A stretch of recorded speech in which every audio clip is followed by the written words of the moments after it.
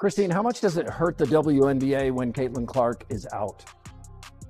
It is devastating to the WNBA when Caitlin Clark is. A lot of us were expecting some sort of dip since Caitlin Clark has been out with injury, but I don't think all of us were expecting the entire viewership of the entire WNBA to be down. And this tweet from Christine Brennan really stuck out to me. She said one player gets injured and more than half the TV audience for the entire league disappears. Has any other athlete ever had that kind of impact on a sport? Golf without Tiger definitely dropped precipitously on a case. The WNBA is facing a serious financial crisis, and right now it doesn't seem capable of avoiding a major collapse without Caitlin Clark on the court.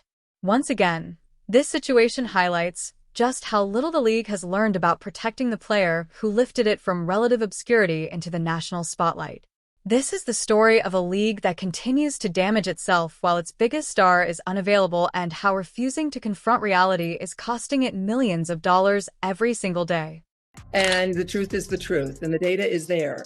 And what we saw when Caitlin was out the last time, the 5 games that she missed earlier in the season, the WNBA's viewership dropped more than 50%. Not just the Fever, but the entire. In a time filled with manufactured controversy and nonstop social media outrage, reliable facts have become almost as uncommon as sold-out WNBA games without Caitlin Clark.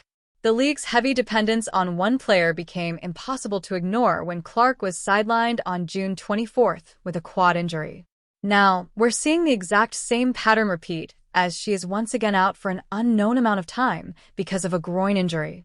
Jump to her groin, likely because of compensation. But the thing that you have to be careful of is if, say, you try to rush her back from this injury as well, then you're getting into this territory where a very serious injury can happen. That is what the Indiana Fever, that is what Caitlin need to avoid the best that they possibly can. So if it means that Caitlin is out for 3 weeks, if it means that she is out all the way through All-Star. Whenever Clark has been out of the lineup, the average audience for nationally televised WNBA games has fallen by an incredible 55%, dropping from 1.818 million viewers to only 847,000. Indiana Fever games also experienced a 53% decline in viewership, and at this stage, any hope of avoiding that trend seems increasingly unlikely. As unbelievable as those numbers sound, they reflect a situation that has become extremely damaging for a league that continues to overlook its own mistakes. Went down. The WNBA ratings have dropped over 55% across the board. Hey, guess what, guys? The league is Caitlin Clark. The league is Caitlin Clark. She is the WNBA, guys. Sidelined with a left quad strain May 24th. National TV viewership has plunged since then 55%. Before the injury, the Fever, her team, were averaging 1.81 million viewers, almost 2 million. Since her injury, fewer than 850. While Caitlin Clark was doing what she does best, filling arenas, breaking television records, and helping generate record-setting revenue, the WNBA repeatedly failed to protect its most valuable star. Instead of focusing on stopping opponents from constantly targeting the player responsible for 26.5% of the league's earnings, the league appears more interested in discussing basketball plays. What makes this even more frustrating is that this is far from the first time. The league has already experienced declines in revenue and viewership after losing its brightest player to injury before. It's like touching a hot stove, getting burned, and then reaching for it again while pretending you never learned the lesson. Alarming for the league, and it's alarming for the league because this is such a crucial year for the WNBA. At the end of this season, the WNBA will go into CBA negotiations. If negotiations go well, then every single player in the WNBA has a much better chance of making so much more in their next contract. And that's one thing when you start thinking about how many people stopped watching when Caitlin Clark got injured. A lot of people stopped watching because they are boycotting the WNBA. They don't want to give viewership to any other teams or any other players, whether they like other players on the team or not, because of how the media and the league itself has handled Caitlin Clark and how they have treated. If you're enjoying this video, don't forget to subscribe. The financial impact showed up almost immediately and hit hard. Fever ticket prices have fallen by 71%, with some seats now selling for just $250 instead of $860. On top of that, the average ticket price for games without Clark dropped from $1,370 to only $80, clearly showing who truly drives fan interest across the league. Road games that were moved into larger arenas to handle Clark's popularity are now struggling to draw the crowds that would have easily filled those venues if she had been playing. Tickets for the Los Angeles Sparks Fever rematch, one of the season's most anticipated matchups, dropped from $210 to $95. The previous meeting attracted 2.25 million viewers, making it one of the most watched WNBA games ever. Without Clark, though, it becomes just another game that casual fans are far less interested in watching.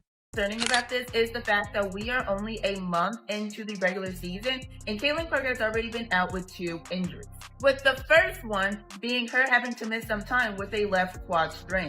Now, of course, this is concerning because if you're already on your second injury, you don't want to be that player that is always hurt. Cough, cough, Embiid, cough, cough, Anthony Davis. So I really do hope that the Fever really sits her out right now for a while, only because you don't want her to have more long-term injuries and be... Veteran sports journalist Christine Brennan has become one of the strongest critics of the WNBA's handling of its biggest star.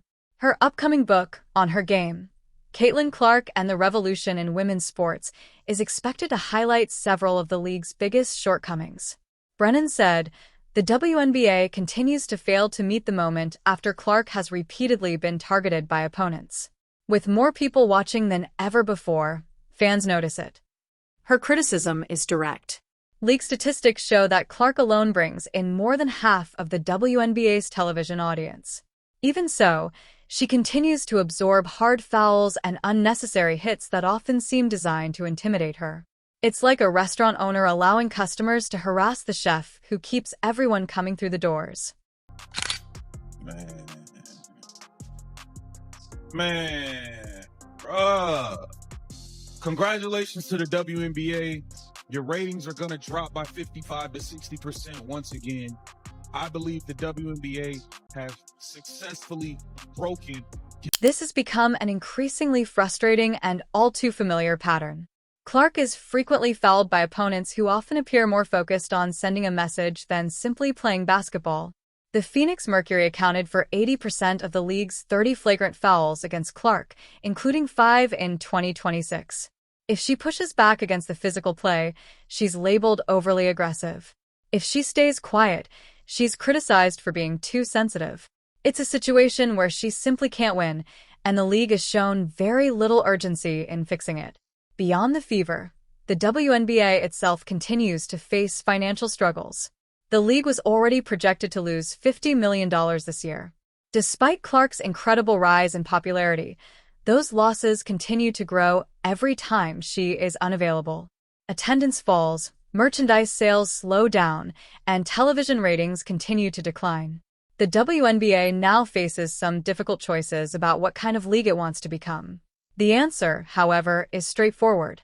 If it wants to be viewed as a truly professional basketball league, it needs to start acting like one by enforcing clear player safety rules consistently. Manufactured controversy should never become more important than the game itself. Most importantly, the league must recognize that its biggest stars, especially the ones filling arenas and attracting television audiences, deserve protection from the constant targeting that only creates more online controversy. The continued drop in revenue, attendance, and viewership during Clark's absence is a sobering reminder of what the league looked like before she arrived, and what it could become again if nothing changes.